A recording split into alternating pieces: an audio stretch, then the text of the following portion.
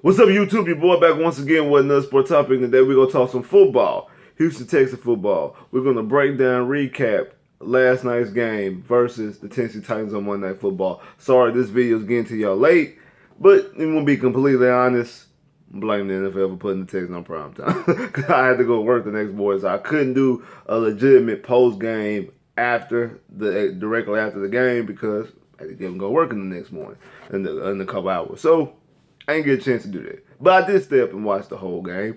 And it was a very, very interesting game. A lot of people are calling this the Texans' best win, most complete win. I'm thinking probably from, I guess, if a combination of an offensive and a defensive effort is the most complete game. Still some things left to be desired about the game. I'm gonna dig into that, but there's a lot of stuff to talk about. This is my second video since the passing of the owner Bob McNair. And before I start the video, I just want to just put this out there. Like, I don't play like those type of games. If we want to be completely honest, I don't play those type of games. I don't talk about people who are fatally sick and people pass. One, because like my boy Honcho say, death is something that's permanent. Ain't no coming back from that. Ain't no you get a second shot. Like once somebody's gone, somebody's gone. And I'm the type of person that I believe that stuff like when you talk if you talk ill of sick people, ill people, and dead people maliciously, those are the type of things that come back on you. So I don't play those type of games. I don't play those type of games on my channel. I said the same thing about Rick Smith. You want to talk about Rick Smith being a bad general manager, but don't be doing little smarky comments in the comment section talking about his wife Tiffany, because I know she was dealing with cancer. If you want to talk about Bob McNair not doing things that you want him to do as a Houston Texan owner, that's cool. Don't speak no illness, because like I say, I'm the type of person I feel those type of things do come back on you. Just want to put that disclaimer out there because I don't want nobody in my comments saying I've seen sick, evil things, and you know what I'm saying. I don't play those type of games, especially me having a grandmother that passed 2 years ago from cancer. That hits home with me, so I don't play those type of games. But let's talk about some football. Houston Texans football. Got a lot to break down and impact about this game. Houston Texans host the Tennessee Titans Monday night. They come away with the victory, 34-17. But I'm going to keep it a G and keep it 100. Like my boy Ply say, keep it 100. I was nervous about this game coming into the game. Now, before the season started, when I did my preseason predictions, I said the Texans would lose the Titans in week 2. Which they did. I said that preseason. I've been said that. And then I also said that they were going to win the Monday night game at home. I said that. So this whole past couple of weeks, I've been taught. I have a Titan fan that I work with, and I've been telling them like that the Texans not going to lose to y'all. Because, one, we got embarrassed. We shouldn't have lost against Blaine Gabbert. We feel embarrassed. This is one of the most important games because y'all have the tie. If y'all beat us, y'all swept us. Now y'all can definitely have a tiebreaker. We lost a tiebreaker against y'all. We have to have a better record than y'all just to win the division and things like that. So I'm like, is it gonna be home Monday night? All that. I'm like, no, we ain't gonna do that. But as the game got close and got in there, I started getting nervous.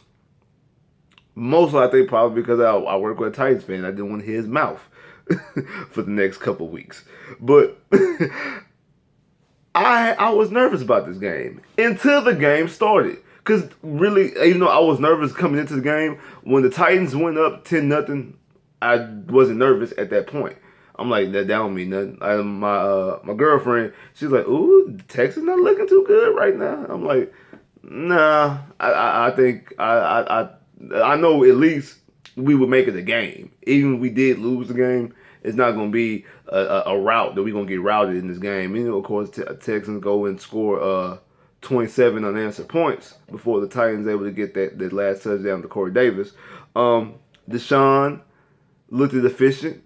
Deshaun played well the way they played him. The 24 pass attempts. I think it was 24 pass attempts. He had 19 completions of 24 attempts, 210 yards. 130 pass rate, 2 touchdowns, no interceptions. That's the type of thing. That's the type of game that you want him to play. He was daily on the ground, had 9 carries for 70 yards in that big gainer. Lamar Miller it seems like every time Lamar Miller has a 100-yard game, like we always say, oh, this is Lamar Miller's best game. I remember we said that. I think the game against the Titans week 1, we said it was Lamar Miller's best game. Then the Dolphin game is his best game. Now we're saying this game is his best game. I mean, it had his best run as a Texan, 12 carries, 162 yards, and the 97-yard touchdown. I mean, of course, it was his best game from a per play standpoint because he was averaging 13 yards a carry and had a 97-yard run. But to me, I still think his best game as a Texan was that Sunday night game, his first year against the Colts, because he single-handedly took that game over and got you back in the game when you thought you was out of it. Brock Osweiler had the best throw he's ever had in his career. That dime, he actually threw a dime to C.J. Fedorowicz, and then he had to run in overtime to get us into gets in position for Brock Osweiler and throw that pass to Jalen Strong and gets the game-winning field goal. I think that game was the better game from a complete standpoint. But this game here is nothing. Of course, 97-yard touchdown runs. Of course, it's nothing to sneeze at. So that really was a very impressive run. The way he kind of made the legit move and then took off and for me, when it comes to Lamar Miller, sometimes Lamar Miller is running, and I'm watching him run. I'm like, can't nobody catch him? And like I said, I work with a Titans fan. I told him today, I said, hey, if it was like 5 more yards, Adoree Jackson would have caught him, because Adoree Jackson hawked him down like no bullshit. Adoree Jackson came across that field and hawked Lamar Miller down. And the whole time I'm watching Lamar Miller, and this is not the first time. This actually happens every time Lamar Miller breaks off a big run he's ever broke off with the Texans. I'm watching him like, can't nobody catch him? Like, really, can't nobody catch him? Like, with Foster, I know that Lamar Miller is faster than Foster, but when Foster ran, Foster like he was gliding, it just looks like Lamar Miller is just running slow, and it just so happened he's just faster than everybody, but it looks like he's running slow to me. That's the way I'm looking at it. I'm like, man, I'm surprised nobody catch him. But that was a good performance from Lamar Miller. Like I say, Deshaun was very efficient in the way they played them. Again, I know a lot of people have the Texans confused. A lot of Texan fans have the Texans confused. A lot of Texan fans want Deshaun Watson to throw the 19 touchdowns in 7 games like he did last year. And they expect, because he's not throwing those type of touchdowns, that he is regressed.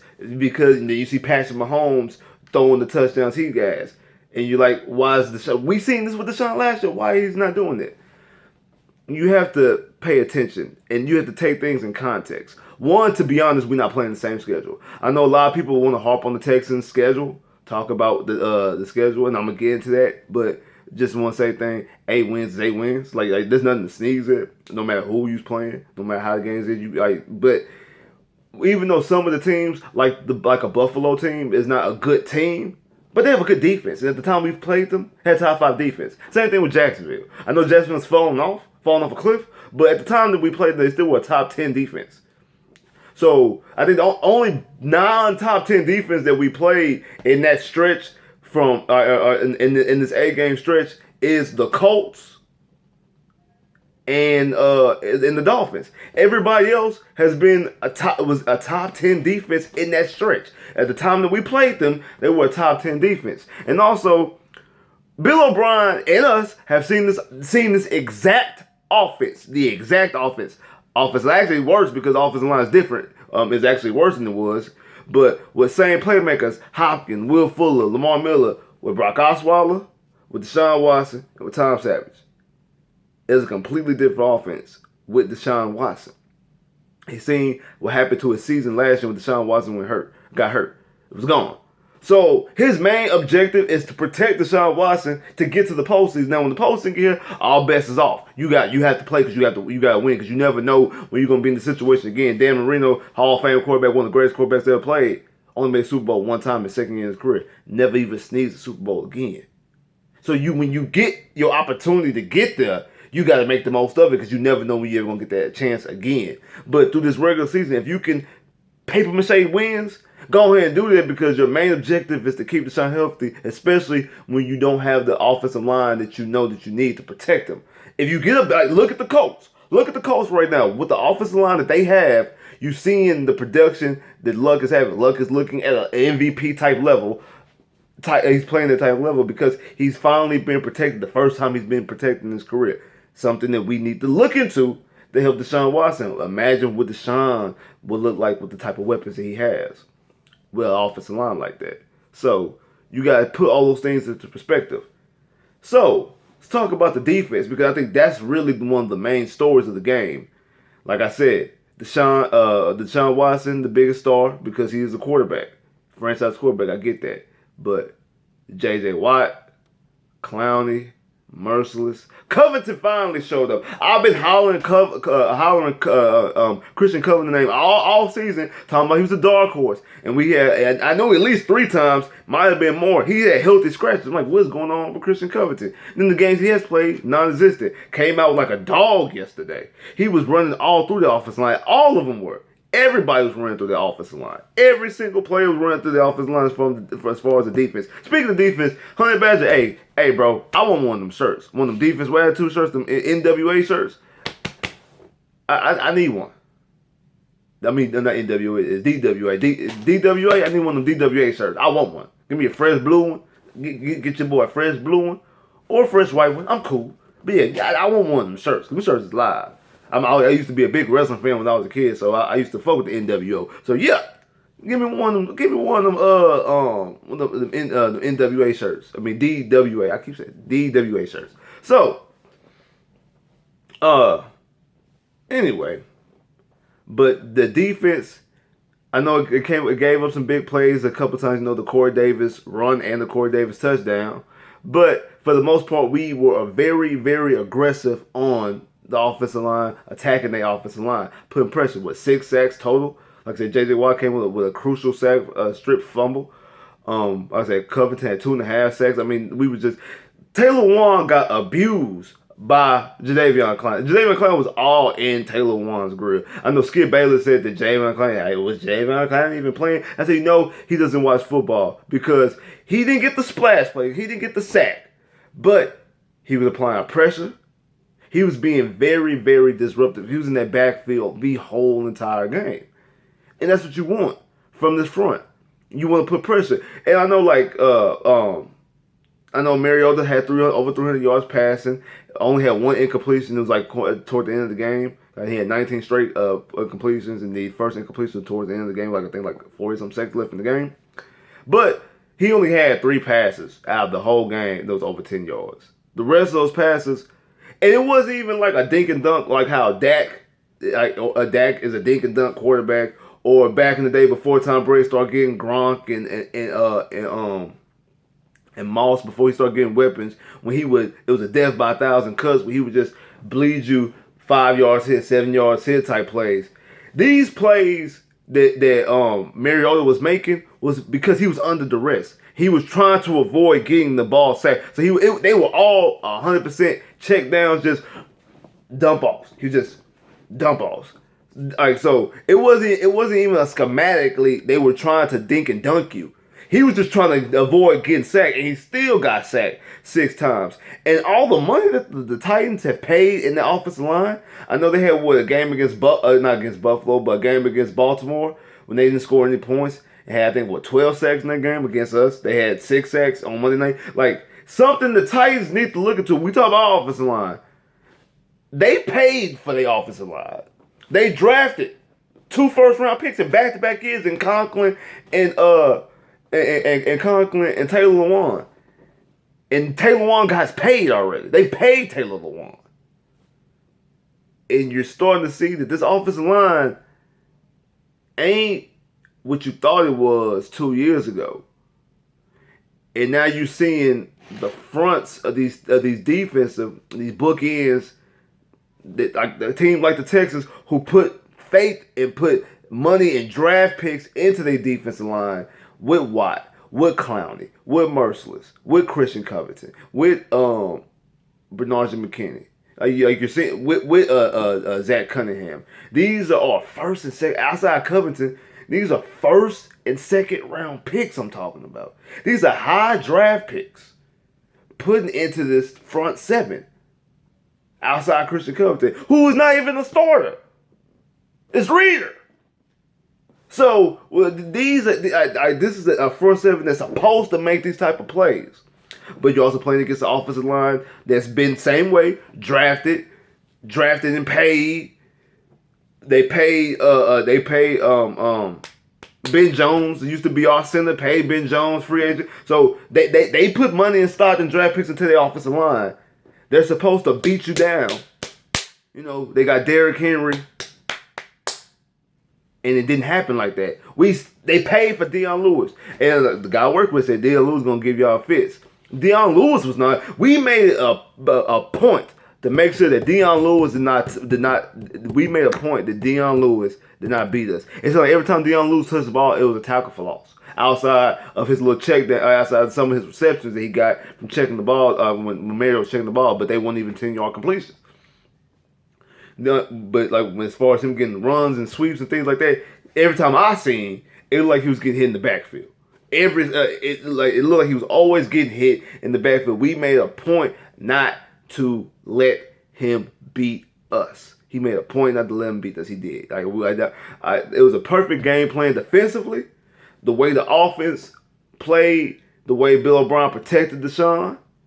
As far as protecting Deshaun, the way he calls plays, that's what you got to do. We're going to be living in that 20, 25 pass range in the regular season to win games. Now, when we get to the playoffs, we play against Pittsburgh and Ben and Juju and Antonio Brown and Patrick Mahomes and Kelsey and Tyreek Hill and Tom Brady and Phillip Rivers. When you play against these type of offenses, you're going to have to throw the ball 35 times. 30 to 35 times. You're going to have to throw the ball 30 to 35 times because you're going to have to keep pace with these fast-paced offenses. Same thing with Andrew Luck. Same thing with Luck. Like I said, I had no concerns about Luck. I was clearly wrong. I'm eating my words and I'm clearly wrong. Especially, I didn't think they were going to be able to protect Luck the way, I didn't think they were going to be able to protect Luck the way they have. And also, I didn't think Luck's arm was going to be that foolish. Remember one time earlier this year when they had to take Luck out, throw a Hail Mary pass against Philadelphia, they put in Jacoby Brissett. Like, those times are no longer. Look, if he's not 100%, he's 95. He's 90 he's 90 at worst. He's there. He's right there. And now they're able to protect him, so now it's even worse. It's even tougher headache. And it looks more like the Texans and the Colts than last year when you had the Titans and the Jags going to the playoffs. The Jags have fallen off. They've fired the offensive coordinator. They've benched Blake Bortles officially before a game now. And like what, they're 3-8. Like they're on the 8-game losing streak or a 7-game losing streak. Like Jacksonville's completely falling off. Tennessee's so up and down. They beat the Texans. They beat Jacksonville. Then they lose to Buffalo. Then they beat the Eagles. They beat Dallas. They demolished New England. They get demolished by the Colts. And then come to Houston and cannot protect Luck, and they just cannot protect Luck, and they lose to the Texans. So it looks back like it's the Titans, and it looks back like it's the Texans and the Colts. And luckily we had a head start of getting some wins because the Colts was 1-5 before they got onto their winning streak. Before Luck became more like how Luck looked. So we're going to see going forward what will happen between, because the Texans and the Colts meet. And RG said Texans beat them the first time. A lot of people say it was fluky. Like I say, the game should never went to overtime anyway. Texans were up 18 points. The game should never went to overtime. And then also, if the Colts would have punted and when like time ended, the Texans would have had the ball back. I think they had a timeout. I'm not 100% sure. I think they might have had a timeout. So who's to say the Texans wouldn't have gotten the field goal range? It wasn't concrete that the game was going to be a straight tie. Because if it was concrete the game was going to be a straight tie, then basically, yeah, they should have went for it on fourth down, because at least try to get something, try to get the win. But even though I'm saying all this, there are some concerns still after this game. I know a lot of people, I made the video about Cliff Kingsbury in my last video. To be honest, I know people might say, well, they scored 34 points. We don't need Cliff Kingsbury. Actually, yes, we do. This is one of the reasons why. We have the offensive skills. We have the skill set players, the players that actually make plays to do these type of things, to get these type of points, and we don't get them on a consistent basis. Our offense is not fluid. That's the reason why I think the Dolphin game is the better game, because the offense looked easy in that game. The offense looked more natural, more fluid, more ebb and flow. This game here, you start, 3 and out, missed opportunity. Then you get your two touchdowns. You drive down the field, then you get the 97-yard touchdown. Then after that, it was still kind of touch and go, because you should have got a field goal before halftime. Then originally, before you end up giving the ball back to the Titans get the ball back to you, and you actually do get the field goal. Then also, after halftime, you get the ball back. Should have got a touchdown, but end up getting the field goal. You should have been able to put a stamp on the game, but the offense was so touch and go. And I understand, sometimes as you get into the flow of the game, your offensive game plan changes, because once you get to a double-digit lead, once you up 27-10, now it's, hey, we just need to get this clock out and go home. So I get that, but you feel like your offense should be more, with these type of plays, your offense should be more ebb and flow. And also, this game here, I don't know if y'all noticed it, but I did. We really miss Will Fuller. This game, it was a reason why. Like it made it more clear, more so than the past 2 games against Washington, against the Dolphins. Washington against Denver. Because once Lamar Miller scored, that ran a 97-yard touchdown, and it was 21 straight points, 21-10. Titans get the ball. I'm not 100% sure if it was a 3 and out or they drove a little bit when they punted. But anyway, when the Texans got the ball back, if we had Will Fuller, we take a kill shot right in there. You take a kill shot right in there and make this game 28-10 before half, and you get the ball back at halftime at the very least. By the time the Titans touch the ball again, it's 31-10 or 34-10 at that point. The first time they touched the ball in the second half, with not when they touched the ball in the fourth quarter, not what the final score was. The first time the Titans touched the ball in the second half could have been 31-10, 38-10. 34-10. If we would have Will Fuller, we could have took a kill shot to make it 21 in the first half. 28 in the first half. But you don't have a kill shot because you don't have nobody with that type of speed. I know they tried to throw a pass. They tried to take a shot with Hop against Adoree Jackson. I just said Adoree Jackson had 5 more yards in the field. He would have caught Lamar Miller because he hawked him down. You need a player like Will Fuller. Will Fuller's beating Adoree Jackson. We seen it last year on a couple plays, on a couple post routes, couple fade. We see them beat on some 9 routes. We seen him beat Adoree Jackson. I'm not for sure who's faster, but I've seen him with my own eyes beat this guy. So, I'm saying if you had Will Fuller in that situation, you could have took a better shot. So I'm thinking, call me cuckoo, call me wacky, call me crazy. I'm thinking, I know this, we going all the way. We still got a whole rest of, we still got 5 games this year. We got potential playoffs, all those things. In the draft, we got 1st round pick, 2 second-round picks, 3rd round pick. I'm thinking, 1st pick, either you draft a tackle or a corner. More than likely, it'll be a tackle. Should be a tackle, unless it's a guy who's just, this dude's a franchise corner. He's a lockdown corner, and he just so happens to fall because no quarterbacks push players up and push players down, things like that. Falls to you wherever you draft it. The 2 second picks, like I say, in my opinion, you draft left tackle, 2nd round, corner, right tackle, so that way you have your 2 tackles, and you draft your corner. That 3rd pick, it's a toss-up between, do you think that you can continue to get some more out of Miller? Or do you think you need to add another running back to the equation with him and Deontay Foreman back from his injury? Or should you go after a guy who's just a straight burner? Because Will Fuller is going to be coming off ACL, so he's not going to be Will Fuller in the first 5 games of the season. It's going to take him a while. It's going to take him mid-season. We've seen this with Deshaun. Deshaun looks healthy. Deshaun looks perfectly healthy. Like if anybody had any concerns, I know at the beginning of the year it looked more like rust instead of concerns. It's completely out the window. He's completely bounced back. It's been over a year. He's completely bounced back from the ACL injury. Deshaun Watson is 100% healthy, ready to go.